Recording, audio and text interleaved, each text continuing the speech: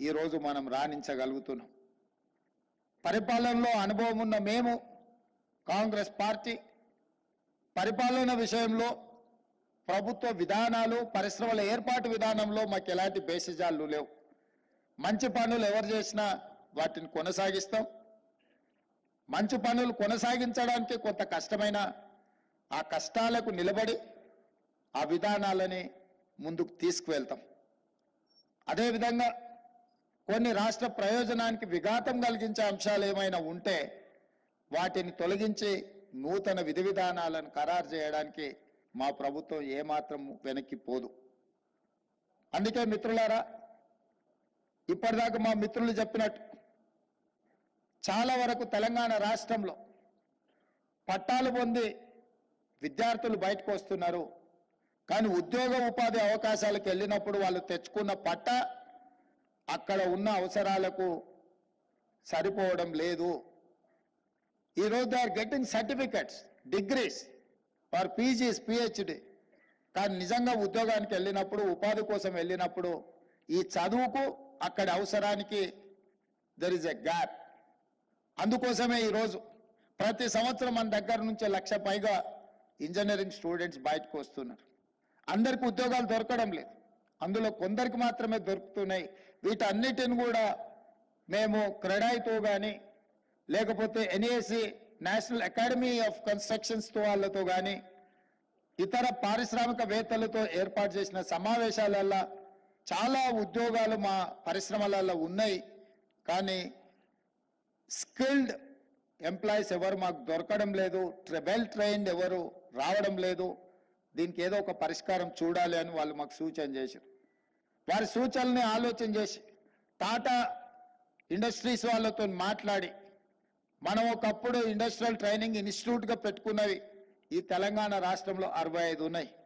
కానీ అక్కడ 40 సంవత్సరాల క్రితం నిర్ణయించిన సిలబస్ను వాళ్ళకు బోధించడం వల్ల వాళ్ళు సర్టిఫికెట్ తీసుకొని బయటకు వస్తే వాళ్ళకి ఇక్కడ ఉండే ఉద్యోగానికి వాళ్ళకున్న సర్టిఫికెట్కి అసలు సంబంధం లేకుండా పోతుంది.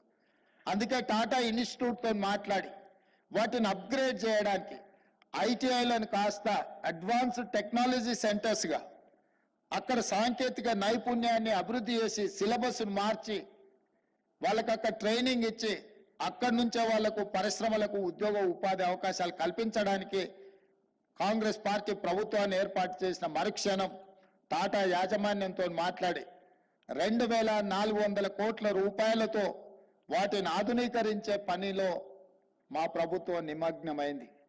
2,400 కోట్లల్లో ప్రభుత్వం నిధులు పెట్టిందని మీరు అనుకుంటే పొరపాటు.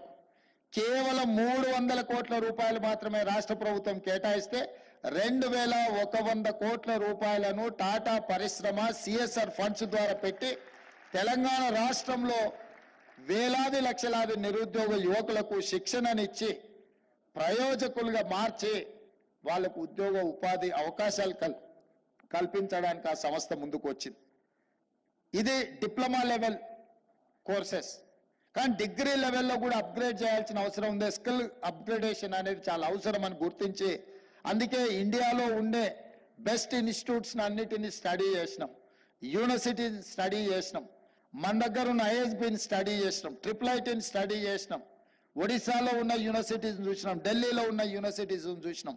వీటన్నిటినీ స్టడీ చేసిన తర్వాత ఒక నూతన విధానంతోనే పబ్లిక్ ప్రైవేట్ పార్ట్నర్షిప్లో యంగ్ ఇండియా స్కిల్స్ యూనివర్సిటీని తెలంగాణ రాష్ట్రంలో మనం ప్రారంభించుకొని ఇండస్ట్రీ డ్రివెన్ యూనివర్సిటీగా అక్కడ శిక్షణ పొందిన ప్రతి వాడికి ఉద్యోగం కల్పించే విధంగా పారిశ్రామికవేత్తలనే అందులో భాగస్వాములుగా చేసి అక్కడ స్టూడెంట్ సెలక్షన్స్ నుంచి క్యాంపస్ నిర్వహణ వరకు అక్కడ ఏ సిలబస్తో వాళ్ళకి శిక్షణ ఇవ్వాలనో కూడా ఇండస్ట్రియలిస్టులే నిర్ణయించే విధంగా ఆ యూనివర్సిటీకి గవర్నమెంట్ వైపు నుంచి ఛాన్సలర్గా కాకుండా ఈరోజు చైర్పర్సన్గా ఆనంద్ మహేంద్ర ఆటోమొబైల్ గ్రూప్స్ చైర్మన్ని మనం పర్సనల్గా తెలంగాణ రాష్ట్ర ముఖ్యమంత్రిగా రిక్వెస్ట్ చేసి వారిని ఆ యూనివర్సిటీకి చైర్పర్సన్గా ఉండేటట్టు ఒప్పించినాం.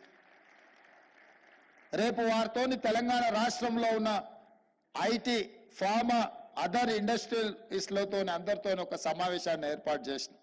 దాని నిర్వహణకు అవసరమైన కార్పస్ ఫండ్ కూడా ఇండస్ట్రియలిస్టుల నుంచే కలెక్ట్ చేయాలనుకుంటున్నాం. మా జేఎస్ రంజన్ గారు దీన్ని కోఆర్డినేట్ చేస్తున్నారు. నాకు